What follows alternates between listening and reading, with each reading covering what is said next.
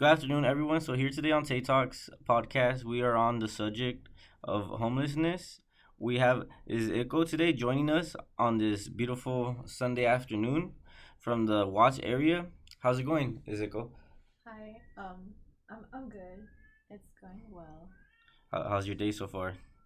it's it's nice. It's a nice hot day today. Perfect. Can you tell us a little bit about yourself? What are you currently doing now, and what's your hobbies, and what inspires you? Okay. Uh, what I'm doing right now? Right now I'm trying to like keep my mental and emotional stability afloat, I guess, with therapy and stuff. So like right now I'm working more on my mental health. And I'm in a lot of I guess advocacy groups. And that's kind of what I'm doing. My hobbies are I kind of getting into music production. So yeah, I'm kind of into that right now. Big support of mine, my cat. So you'll say your cat's your big inspiration. Yeah, it's my inspiration to keep going. Is it go? How was your background makeup with your parents, and how was your background as a child? So my mom met my dad, and my dad can I guess was like my mom was a citizen. She's an Ecuadorian, and my dad is native South Peru, like South America, or Peru. Yeah. So my dad's native Peruvian. My mom's Ecuadorian, and they didn't met each other. And my mother was a citizen. She got her citizenship earlier than my dad. My dad was like 20. He just came to the U.S. Immigrants. And my dad was like, "Yo, I need my papers. You're cool. Let's like, I guess, get married." And they did. They got married. My mom kind of was a little too into my dad, and my dad was more detached. And yeah, so I guess that was a mistake. Yeah, I came around, and then things kind of got messed up between their plans and stuff like that. And my dad became like he was going to abandon me, I guess, but he was like, nah, that's my first kid, so like I'm gonna be there, I guess. And my dad was very mean about it. My mom was kind of like, I don't know, she just wanted the best for me, I guess, my biological mother. And my dad just ended up including court and stuff into the situation. And that's when I first had my court case, and they were fighting back and forth for me. Um, a lot of court visits. I was just a baby. I think it was before 9 months when the court like was open, like the court case was open. Um, and yeah, I remember I remember my parents telling me a lot of mean things about each other. Um, but all I remember is that one time my sister was taking care of me. I have she's 15 years older than me. Yeah, and she's my half sister from my mom's side, and she was taking care of me one day, and my mom went off to court, and then um my sister like hears a knock on the door, and the police was like right there, and her being like just an American citizen, like whatever, was like, oh, it's the cops, She was like what, 15 or so. She opens the door and they just snatched me out of her arms like right then and there. And then um, she was very traumatizing. I don't know. I was like a toddler, but yeah, they just snatched me from her arms, and I just remember her yelling and like she was flipping out. I was a child. I was definitely scared. These people are strangers. They put me in the car cab and then just drive me off to like a place, and there's like three caseworkers with me, social workers with me, like right there waiting in this waiting line. I was crying. I was not having it. I kind of see my mom. I guess I went to court or something. I kind of see her, and I'm like yelling, and my mom is flipping out too. And then yeah, I was placed in another house. All of a sudden, I just see myself placed somewhere else, and I was just like, I want my parents, but I couldn't say that. Toddler can't really speak. But I was just like, damn, like I don't know these people. The first house was decent. The first house was very decent, but I kept getting moved around. I don't know why, but I went to another house and it was not cool. Um, yeah, my foster parent. Yeah, very abusive. I did get visits from my mom and my dad and my sister, and very separately. Again, they wouldn't come together.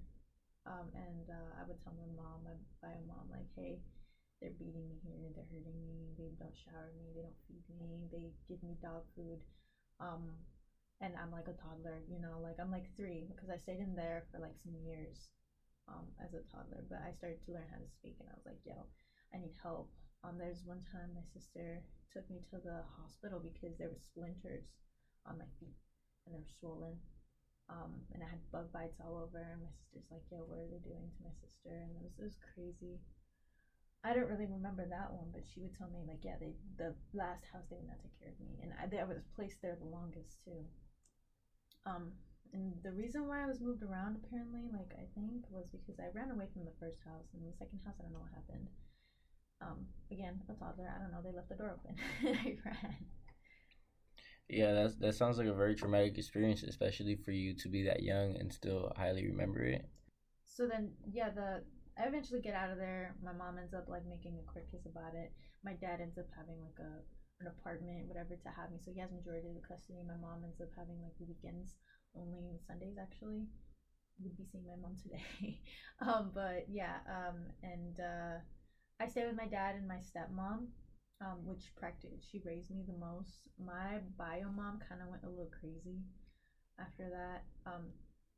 So I kind of kept my distance from her, but I still saw her legally and my sister on the weekends, and it was mostly me seeing my sister. So me and my sister have a very close relationship to this day.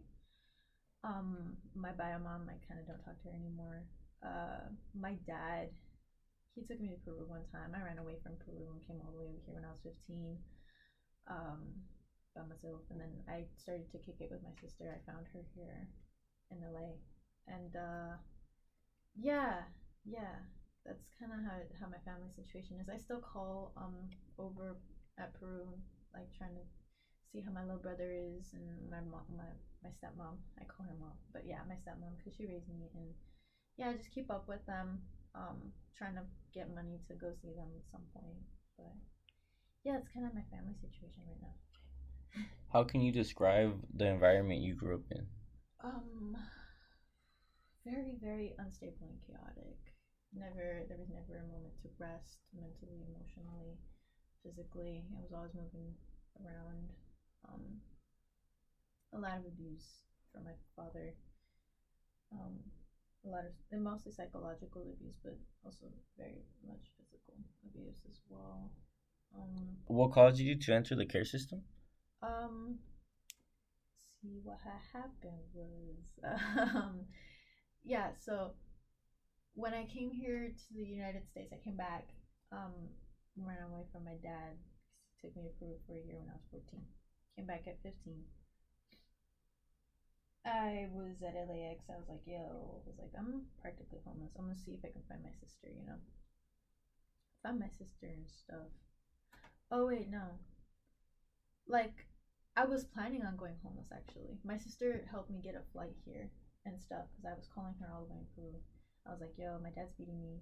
My dad's always been beating me, but I'm honestly tired of it here. And I need to run. I need to run. And like, I'm 15. Like, I feel like I can do it. She's like, okay, like, I'm gonna help you get a ticket. You just need to sign, da da da. I was planning on going homeless because I wasn't really planning on living with her. But I was like, like she was kind enough to be like, yeah, you can live with me, and and I really honored that. But I honestly felt like she's not my parent, and I was afraid of being parented because life was rough. So yeah, so I was afraid of being parented, and I was like, yeah, like I just kind of want to go homeless right now, but I couldn't tell her that, and she was like, you're living with me now, and I was like, okay. She picks me up from LAX and was like, all right, so it's your room stuff. She didn't have a good upbringing. I didn't really know much about her story because we didn't really talk about it. My bio mom never really said anything about her part, but she had some issues. I'm not gonna lie. I love her so much, but everybody got issues, and especially how we were both raised. Like I wasn't raised the best, but she didn't really have a very stable dad, pretty absent dad and stuff. The way of how she deals with her emotional health is different, and I wouldn't say the best, especially for my needs and my traumatic background. So in her household, it was kind of it was hard. I was very suicidal, extremely suicidal, because I just had come out from a different household full of abuse, and I was in a okay household. So things started to come up because I didn't have to survive anymore. I wasn't trying to prove my worth. My sister accepted me. Um, but yeah, but when I did come up with all of these issues, my sister's like, "Where are these coming from? Like, you shouldn't be suicidal. Why are you suicidal?" She was pretty much in denial of my mental health, and I was like, "Yo, I have to work hard for everything at this point. Like, yeah, like I worked hard to get here. I'm gonna find my own stability, but my sister's not it. So I was like, okay, what do I do?" And I think I was getting into mental health. I went to an institute, mental health facility, psych ward, and I got a caseworker. So a case got open because naturally, once you're in there and you're underage, they give you a caseworker, and the caseworker's like, okay, so you have a history of being in foster care. You're looking for intensive therapy. Um, I don't know how. I just kind of got connected to extended foster care when I leave, because that was a very main thing. And I was already like kind of a runaway in my sister's care, and my sister didn't. She wasn't a legal guardian, so we tried to get my sister legal guardianship after that, because I was just going to school and stuff just with papers that my sister had, and she was never on paper legal guardian for me. But I wanted to live with her, of course. You know, so yeah, in court we made her legal guardian. They also told me personally, like, hey, if anything happens, you still got these numbers you can call, and there is extended foster care. And so I decided to go through the kin gap method with my sister. And then slowly I kind of just was like, yeah, I'm just gonna be AB 12. And so yeah, so me and my sister, we were kin gap, and then I turned 18 and I just ran away. And I went homeless for like a week. My sister flipped out on me, but yeah, that's kind of how that went, because I was just like, like I can't be home having issues, and you just denying them, and I just can't do this anymore. So like I ran away, and called my caseworkers and therapist. I was in FSP at that moment. Called my FSP therapist, and she called her supervisor. I called my other caseworker. And at that moment I was like officially like 18, so I was like, I just got a new caseworker too, like a few months ago. And I was like, yeah, I'm not living there no more. I'm on the streets. And they're like, okay, all right, like we didn't expect this, but all right. I was like, I was telling you guys I'm not stable, but all right, cool. So yeah, I was on the streets for a bit. I had a boyfriend at that moment, and then I started doing ILP at his house. So yeah, that's kind of how that went. Where would you say your mental health issues originate from? I really think that it was before foster care, before I was a toddler. Like ever since I was little. I mean, it was always very turbulent in the household. My mom was always emotionally everywhere. My bio mom is not mentally safe, and I don't think she was stable at one point. She wasn't as the way she is right now, and that's what I think really sucks about the system, is that parents will literally go crazy because they lose their kids like that. But yeah, she was a little more stable. Um, but it was definitely never. There was fighting. My dad would come at the door and start fighting with my mom. Um, so yeah, and I was just like what, months old, like growing up like that. And then after that, it was like I just got taken away like a year, or maybe less than a year. I don't know. Just got taken away from the house, like that, and I vividly remember that, and I just vividly remember like being in another place immediately after, like with people that were abusing me. So like a toddler going through all of that, like, and that's your first understanding of the world. I'm pretty sure that's not like how you expect. And on top of that, like after that, I just get placed. Like my dad has full like most custody of me, the most custody, and he's hella abusive. So it's like I go from abuse, and then a lifelong abuse of childhood. Like my childhood, I did not have one. I didn't have a childhood, so it was like it's just all abuse, hella hitting, hella mental manipulation, a lot of this and that, and emotional abuse, extreme. I don't have good self esteem because of what my dad would tell me. I it. I think from day one it was not good. It was destined to not be good. But yeah, yeah. Everybody else is gone, so I was like, yeah, just figure it out. What are some challenges would you say aging out youth face based on your experience, and what are some challenges you faced as an aged out youth? I know this is ironic, I guess, for the system that I'm in and that all of us aged youth are in.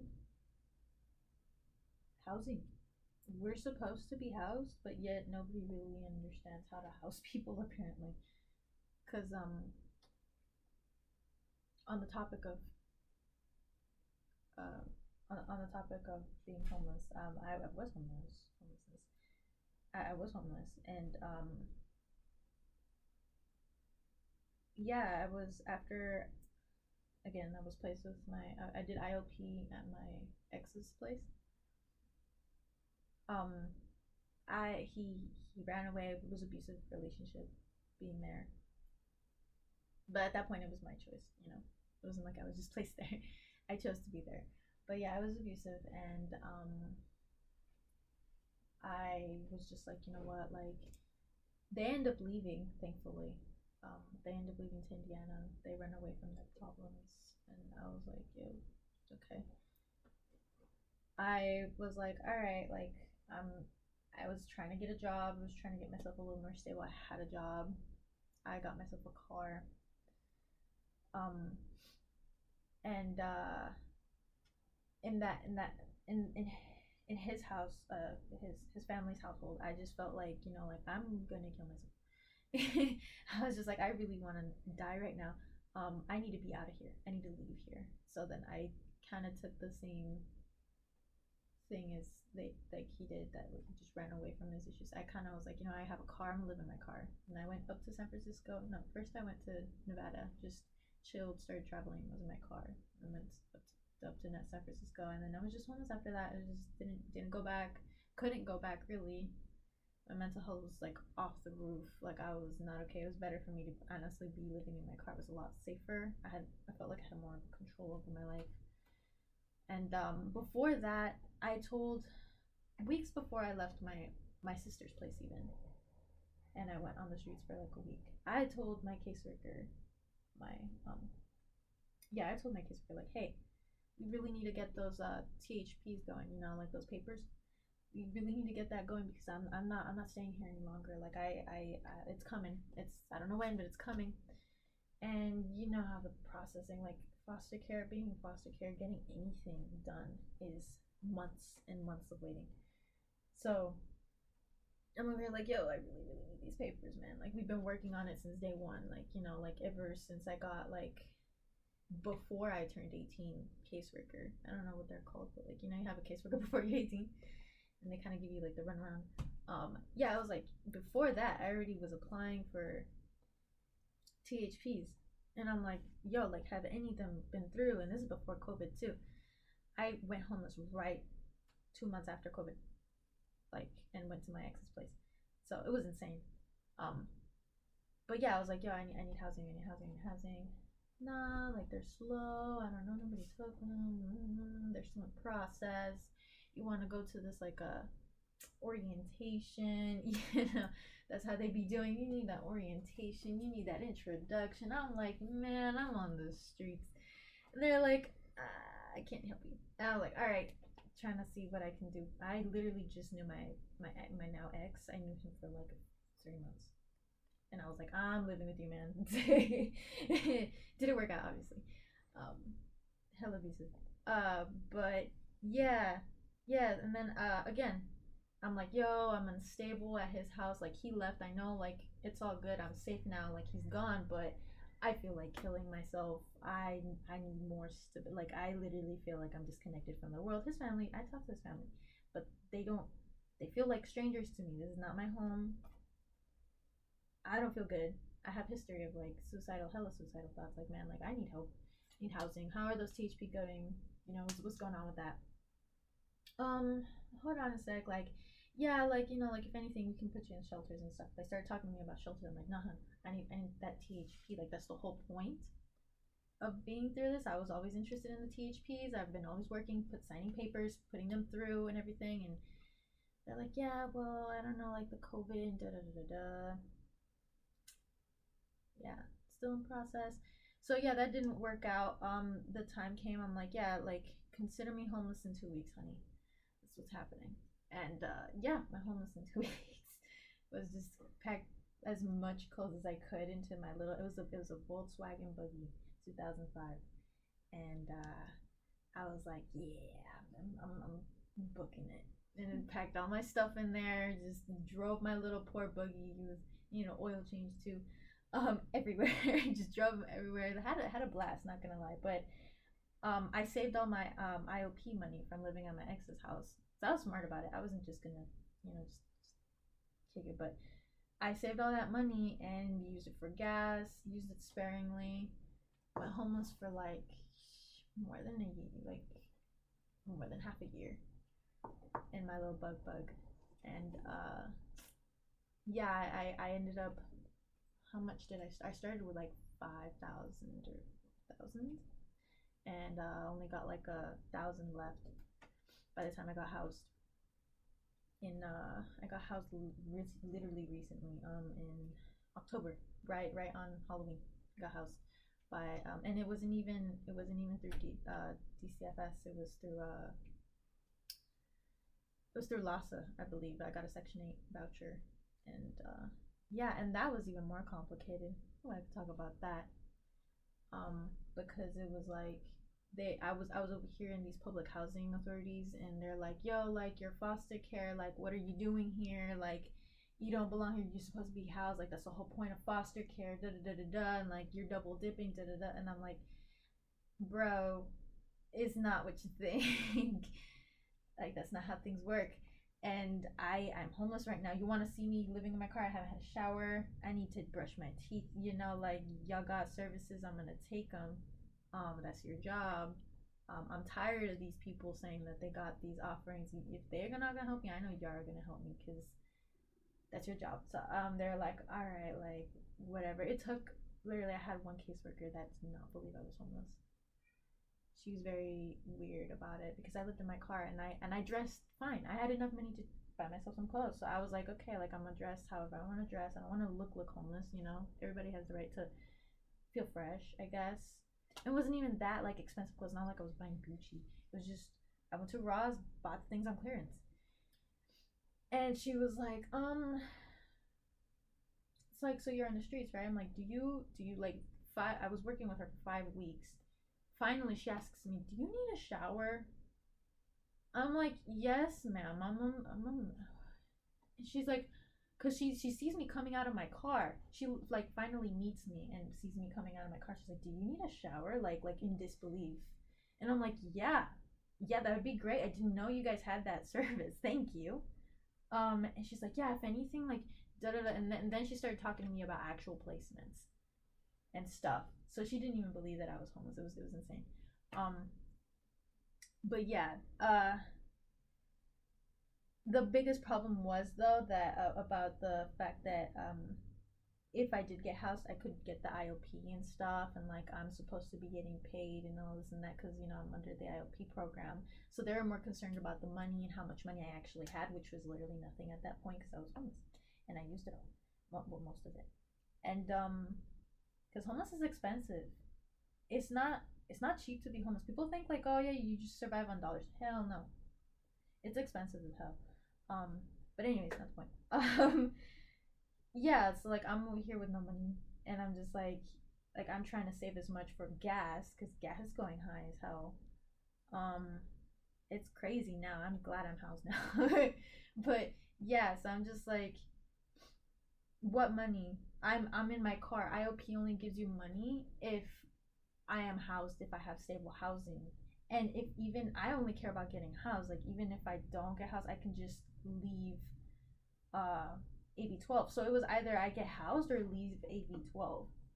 And that's kind of where it was for a long time. And we had to like one of my bless her heart, one of my caseworkers, I really love her. She's still with me, my housing caseworker. She found some like good loopholes, like kind of like found some paper, some documents, some like code laws and whatever, and kind of was like applying these laws to our paperwork to make public housing work for a foster youth.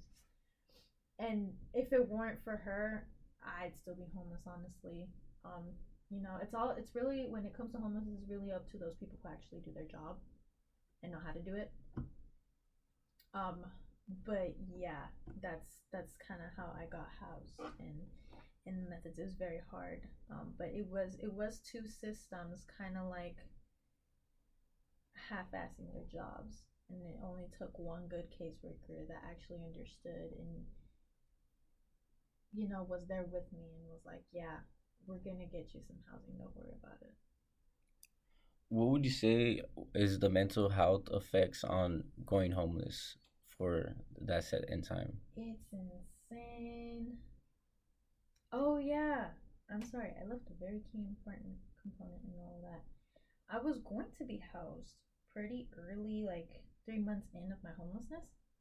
The reason why I didn't is because one of the transitional housing placements, they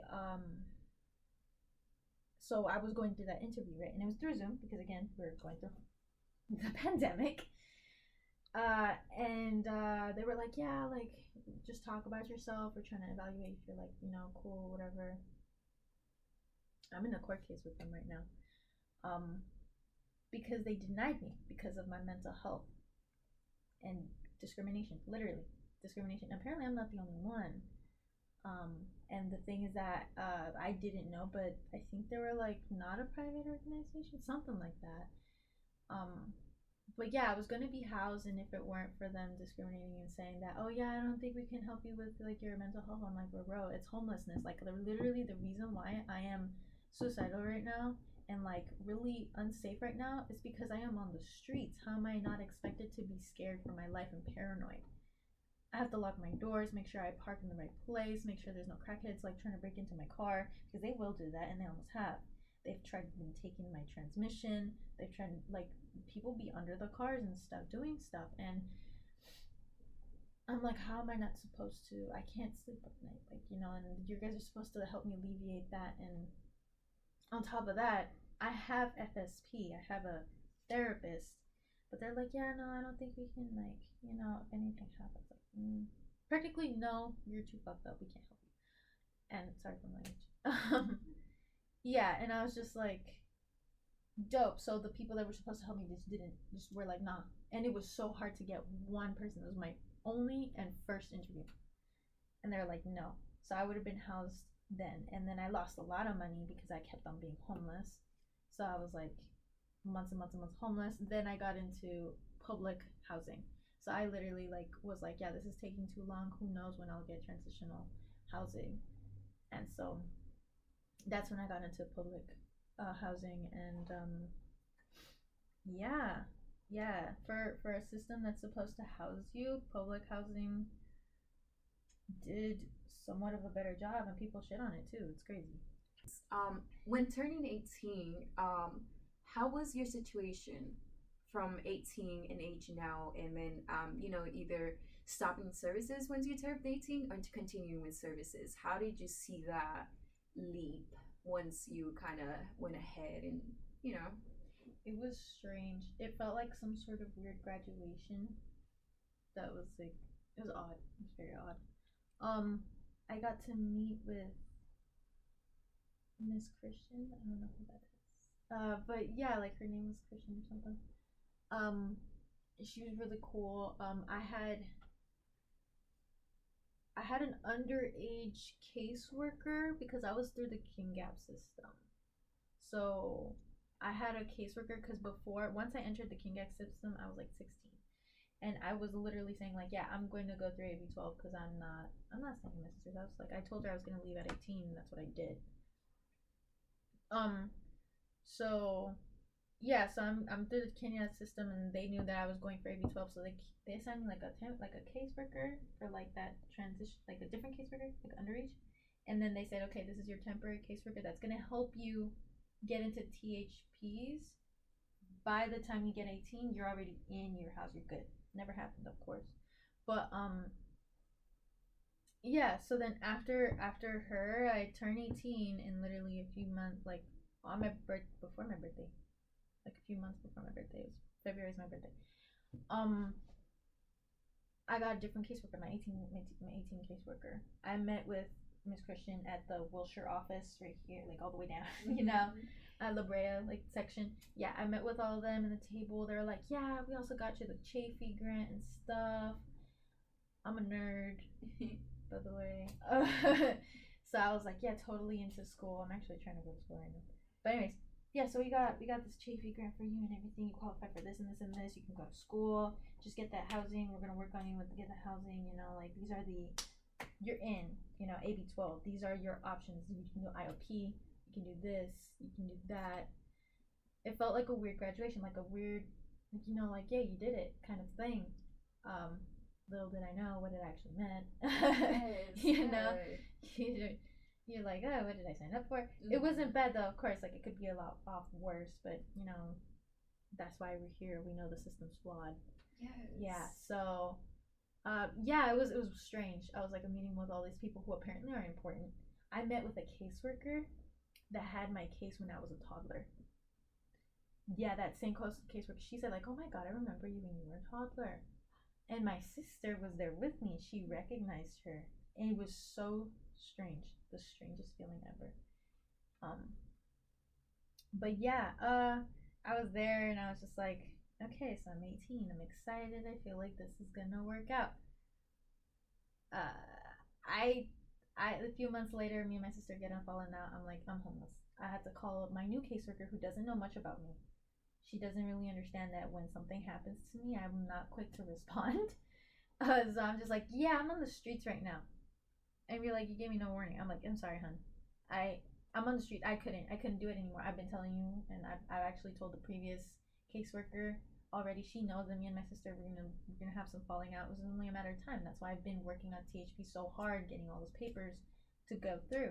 Yeah. And it kind of was like they were there, but they weren't. Like they weren't like they're there. Like yeah. they were there, but they weren't really helping me. So I kind of had to work extra hard. Yeah, and I was asking that because usually a lot of foster youth, once they turn 18, that's the main point where like life crisis happens, and a lot of youth don't get housing, don't get support, don't get resources, and some of them honestly don't want to continue with services after 18 because they don't want to be system involved no more. They want to go ahead and have their freedom, which is but I feel like a critical time is that when you turn that 18. And so yeah, that's and it's not guaranteed. It's the funny part is kind of like it kind of made it sound like, I mean, that's the whole point of the system. That's why you guys are there. It's like the whole point is so that we do get housed. We're not homeless youth in the damn system, and that's not what happens at all. That's not what happens at all. It's like and then they're kind of there like the caseworkers. Like it must be hard for them too because it's not really their fault. They are more waiting on those organizations to approve those papers and really be there. Like, and then there's only so many organizations that even allow that because they're kind of finicky. They discriminate. They like to push other people away. They say no. Da da da da. And yeah, so it's like, yeah, I don't blame them, but they're kind of like, well, literally, you have no idea. How many times have I heard, I don't know what to tell you? It's what all of my caseworkers have always told me. I don't know what to tell you. And I'm over there like on the verge of tears and panicking. And I always say, thank you. Sometimes I wish I could yell at them and be like, this is your freaking job. But I know that they're human and they have so many.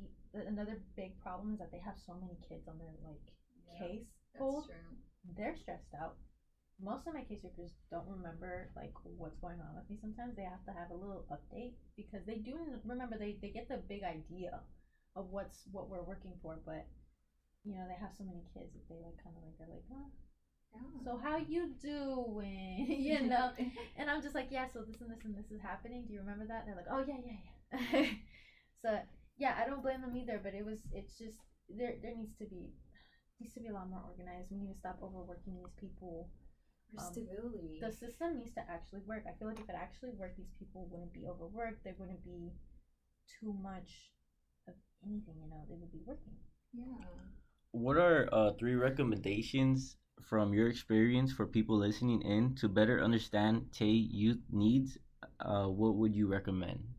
I honestly think there definitely needs to be at least a consideration, or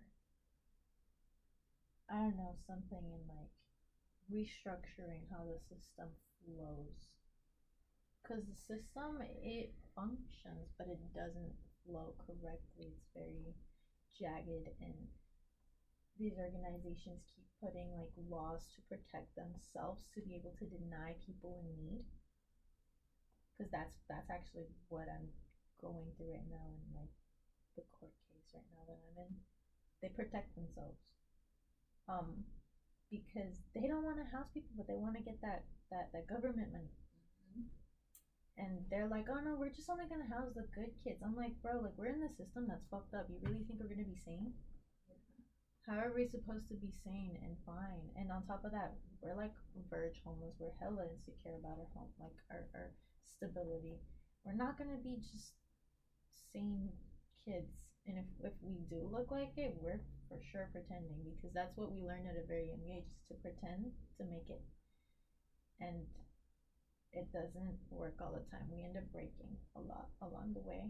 And they're just like, yeah, no, we want the good kids or whatever. And it's just like, there's no good kids. We are a product of what we were raised about. And look, the system raised us. And it's not perfect. We're going to reflect that. So, yeah. How's your relationship with your family now? It's. Mm, it's a little rugged, quite distant. We kind of keep our distance from each other. Um, I it's also like a me thing. I like to isolate naturally. Um, but yeah, we hit each other up every once in a while. We talk about stuff. We keep up a bit, but definitely from a distance. We're not as close as we used to be. Um, but yeah, it's kind of but I definitely keep in touch. I try my best to keep in touch with them, and they try to keep in touch with me. But yeah. Alrighty, I do want to appreciate you for sharing your experience today. I know that sometimes talking about things like this is not easy, but it's definitely needed. It's definitely to raise the foster youth voices for current and former foster youth as we speak. And, talking about your mental health, talking about housing, talking about taking that leap. And, it's not something easy. So I do appreciate you, and I appreciate you coming here and sharing your experience, because this is definitely going to make a big difference, and we're definitely going to make this. But before we close off, I wanted to ask, if you had a magic wand and change something in the foster care system based on your experience, what would it be? And also, any words of encouragement for former and current foster youth, what will you let them know as well? I'll go with the encouragement first. I gotta think about the magic wand. But yeah, for the foster youth out there, get a hold of those numbers. I know like we lose a lot of stuff. I'm one of the very few people that got to keep most of my things. But naturally we lose a lot of things that hold a lot of value and importance, and just especially contacts and information. Get a hold of those numbers. Don't be afraid of ask for a business card. Ask for a supervisor all the time, every time. If you Every caseworker has their supervisor, if you didn't know that. Talk to the supervisor. And you got a problem, hit them up, because they need to be doing their job, and a lot of caseworkers sadly they don't do their job. And yeah, so get those numbers. There are resources out there nobody tells you that much about. They forget. caseworkers don't know all of the stuff that's available, so you do got to do some research and ask around, um, and don't be afraid to make that phone call at all. It'll help you in ways that you may not think. But yes, opportunities are out there. And for the magic wand, That is a hard question. It's It's like so many parts that you want to change. it's like the magic wand is. It's like that magic wand can't change one thing. Can it change everything? Can the magic wand? I'd use the magic wand to update itself and be able to do a million of capabilities, because there's more than one problem in the system. There's so many issues. We can't just fix one thing, and it's gonna be a process. But yeah, um, there's a lot of problems going on, and I guess this works. If the magic wand was really a magic wand and would literally do anything, stop the abuse. We don't need to be going through that. We're kids, man. It's not our fault we were born here, like, you know, put in this whack ass system. Like, just stop abusing kids. Stop abusing kids. Yeah. So that concludes our TAY Talk for today. Thank you for listening. Thank you for joining us and going through this journey with us. You know, it's not easy navigating the system, but just know that you're not alone. You're not alone, and former and current foster youth voices matter. And so here we are with TAY Talks, uplifting current and former foster youth voices and making sure that they are heard and that there is a support system here. And so, yeah.